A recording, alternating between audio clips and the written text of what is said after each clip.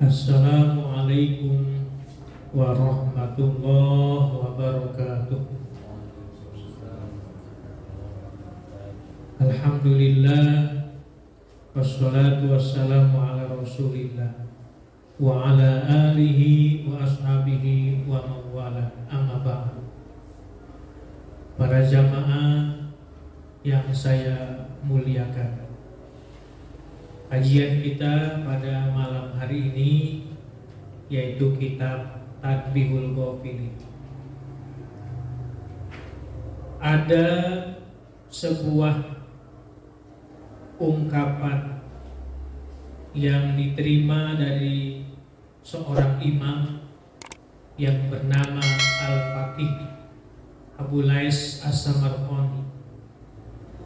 Ketika beliau ditanya tentang bagaimana ketika kedua orang tua wafat, kemudian ketika kedua orang tua wafat mereka murka kepada anaknya.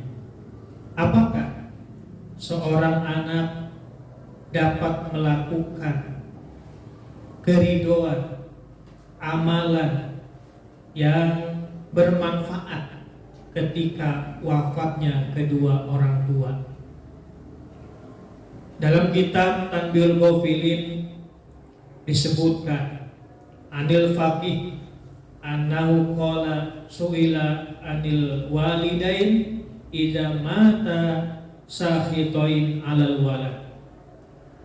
Dari Imam Al-Faqih Abu Lais As-Samarqandi bahwasannya beliau ditanya tentang perihal kedua orang tua yang wafat, kemudian orang tua yang wafat itu murka kepada anak.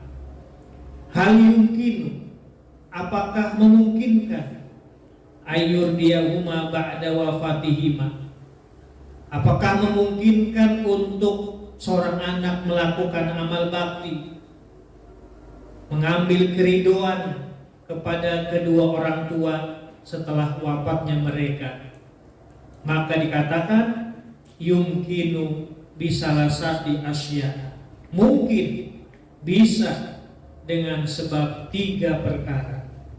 Artinya ketika ada orang tua wafat meninggal dunia, kemudian ketika itu orang tua tersebut murka kepada anaknya, kemudian anak itu sadar bahwa telah melakukan kesalahan kepada kedua orang tua. Apakah bisa seorang anak ini melakukan amal bakti, amal baik, mengambil keridhaan kepada kedua orang tuanya walaupun kedua orang tua tersebut sudah meninggal dunia? Maka dikatakan mungkin, yaitu dengan 3 cara. Yang pertama, awwaluha ayyakuna sholihan. Yang pertama, anak bisa melakukan amal bakti, mengambil keridhaan kepada kedua orang tua walaupun mereka sudah meninggal dunia, dengan catatan anak tersebut yaitu menjadi anak yang soleh. Anak yang soleh akan bisa mengambil ridho kepada kedua orang tua. Anak soleh dapat melakukan amal bakti untuk kedua orang tuanya walaupun mereka sudah meninggal dunia. Yang kedua, ayyasila qorobatahuma wa asdiqahuma. Yang kedua adalah menyambung silaturahim kepada kaum kerabat kedua orang tua, menyambung silaturahim kepada teman sahabat kedua orang tua. Mungkin ketika orang tua masih hidup, mereka punya kerabat, mereka punya sahabat, mereka punya teman. Maka ketika orang tua meninggal dunia, maka anak yang soleh ini menyambungkan silaturahimnya kepada kaum kerabat orang tua, menyambung silaturahimnya kepada teman sahabat orang tua. Maka amalan bakti seperti ini akan bermanfaat kepada kedua orang tua walaupun mereka sudah meninggal dunia. Jangan sampai ketika ada kerabat, ketika ada sahabat orang tua yang mampir ke rumah si anak tersebut, kemudian anak tersebut menolaknya, tidak mau mengampirinya, maka alamat celaka kepada orang tua yang sudah meninggal.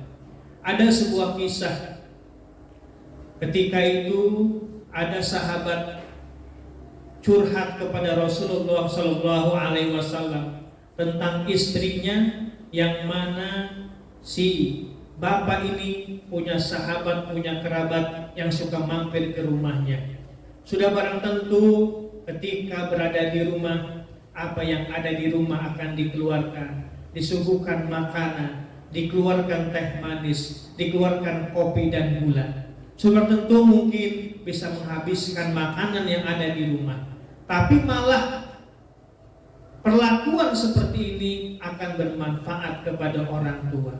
Ketika itu curhat si orang tersebut kepada Rasulullah, "Ya Rasul, ini ada istriku, bahwa istriku ini selalu ngeluh ketika ada kerabatku ke rumah, ketika ada sahabat ke rumah, katanya dapat menghabiskan makanan yang ada di rumah." Maka ketika itu Rasul tidak panjang lebar, kata Rasulullah, "Wahai Fulan, besok saya akan mampir ke rumahmu." Ketika itu Rasulullah besoknya mampir ke rumah si Fulan.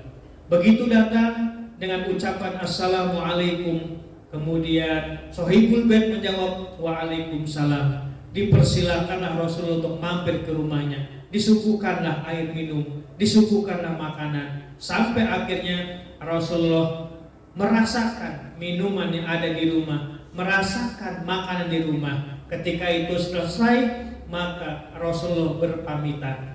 Ketika Rasulullah berpamitan, Rasulullah berpesan kepada Sohibul Bait, "Wahai Fulan, ketika nanti saya keluar dari rumah ini, kamu lihat apa gerangan yang keluar dari rumahmu ini."